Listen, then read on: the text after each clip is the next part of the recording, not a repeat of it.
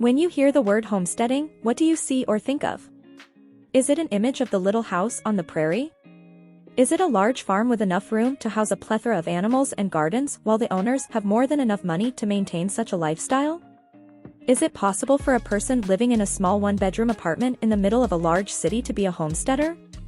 What you may not realize is homesteading is not just a way of life, but has lasting positive impacts on the planet, no matter how small the contribution. It does not require a lot of money, time, or resources. Just some knowledge, research, and a passion to learn new and exciting ways to make and reuse items in your home. This is called small-scale homesteading. Hi, my name is Lori O'Dowd and I have been an active homesteader for the better part of over 25 years. I live on 2 acres, work and go to school full-time, and seem to have a constantly limited budget to work with. Despite this, I have been able to cater to my needs with what time and money I have to devote to the processes on a regular basis. I have shared my recipes with family, friends, and even strangers who are fascinated with my success stories. Some traditional homesteading methods can be time-consuming and costly, however, when utilizing simpler processes, you will be more likely to stick with them knowing even the smallest impact on our planet can make a big difference when you share your success with others. Homesteading is simply a lifestyle of self-sufficiency that can be characterized by food preservation, small-scale production of textiles, or craft work for home use or for sale. Even the smallest of steps can have a large impact on reducing one's carbon footprint by an average of 10 to 30% by reusing, recycling, growing just a few food items, or walking or biking to your destination instead of driving. Yes, this can mean a decline in your nation's economy as less is manufactured for purchase. However, this is why small-scale homesteading is more attractive. It will change not only what is being made, but how. The attractiveness of the Back to the Land movement dates back as early as the Qin dynasty when they saw the burning of books and burying scholars, commonly known as agriculturalism. A philosophy founded on the notion that human society originates with the development of agriculture and people's natural propensity to farm. This ideal communal society promoted social equality and political decentralization. Despite society's intermittent views throughout history, which is most notable during the industrialization boom of the 1950s, the economy's share of farming fell from 40% to 10%, commercialization and technology rose tenfold, creating more production plants and contributing to 50 times more greenhouse gases since 1850. Yet, shortly after, the 70s movement truly paved the way to current homesteading in the 21st century along with the COVID pandemic. A renewed desire had risen to remove political intervention, promote freedom of speech and action, reclaim racial equality, and remain a peaceful society free from conflict. Contrary to popular belief, small-scale homesteading can be rewarding, cost-effective long-term, and easy to start and maintain to increase awareness and communal prosperity. Keep in mind that knowledge is key through reliable resources, formal education, and health awareness. Poorly researched processes can have damaging effects on your body as well as your desire to continue this journey. Know where you live, its conditions, and your limitations. Big city life is different than a rural town and access to their resources, so do some homework first. This will help you to know where and how to begin. Once this is determined, these next steps will aid you in starting. The first step is to downsize. Taking inventory of your possessions and donating to those in need will aid in your new mindset of less is more and understanding the value of small scale. Meet Ian and Ashley, who live in their schoolie full-time, as they talk about their biggest challenge in accomplishing this. Biggest challenge when downsizing to start this journey of small-scale living. Trying to actually decide what is useful and what is actually not useful.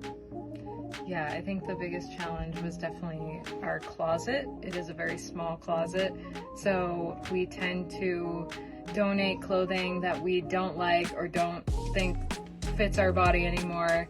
Donate it and get all of our clothing from thrift stores, which is better for the environment anyway. Can't bring knickknacks, nothing.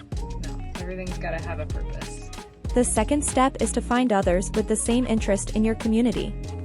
This will lead you to encourage the need to borrow versus buy. If you need a canner, you know who has one, which saves you money and space. Trade work or services for goods. Someone may have extensive knowledge of growing food, and you can get that in return for cleaning their home. Let's listen to Ian and Ashley and what they have to say.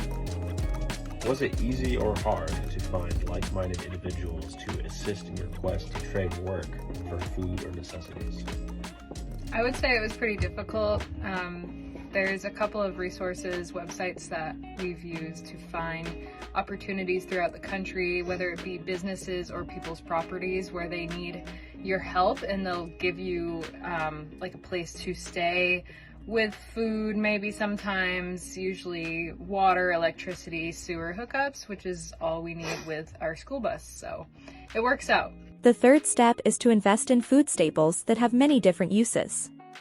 Start with inexpensive items such as vinegar, baking soda, and onions. Vinegar can be used for pickling, dressings, and even as a household cleaning and degreasing agent. Baking soda can be used in homemade toothpaste, as a carpet spot cleaner or deodorizer, or for simple household detergent recipes.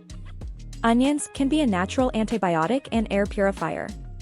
The last step I will mention is to learn to preserve your food. You can start by saving your food scraps.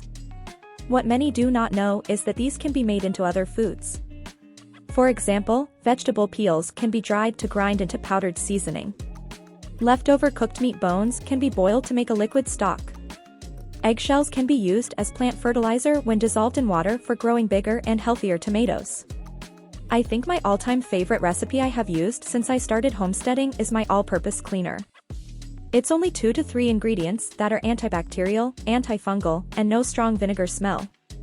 It's free to make if you already have the ingredients in your home, or can be made for as little as under $10 and enough to make 5 bottles. To get started, any empty and clean 1-gallon glass container will work. Start by filling it with either lemons, oranges, or my favorite, pine needles. Then fill with white vinegar. Put the lid on and let it steep for at least 2 weeks, shaking at least every other day.